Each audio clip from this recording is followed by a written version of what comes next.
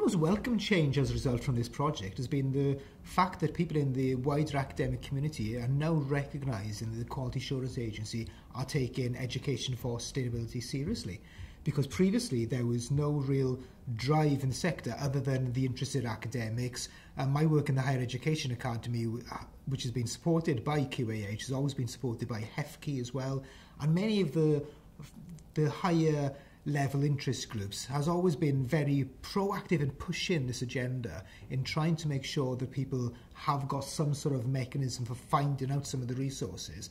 But I think that the QAA adds a certain level of extra credibility to that. The Higher Education Academy, we're renowned for the excellence in teaching and learning, so we feel very confident in providing those materials, in providing the support of the sector. But I think making sure that then links into the quality assurance work of an institution will make sure that we've got that importance, the recognition, I think, is the most important. And I think that has changed through the sector. The fact that there's the consultation document which went out recently on learning and teaching, and the fact that education for sustainable development, education for sustainability, however it wishes to be phrased, I think the inclusion within that as part of the consultation document caused quite a lot of excitement and ripples around the sector, actually.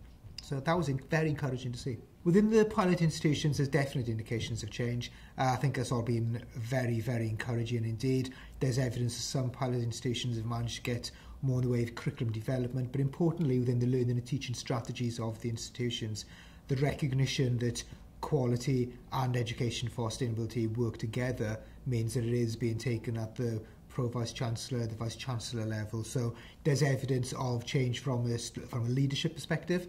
There's definitely evidence of change from a curriculum perspective. And there's also encouraging indications of change from the student experience perspective as well. And that's where I see a lot of real potential for the future, because I think the whole things can be encapsulated together and hopefully link it in with the student engagement work within the QAA as well.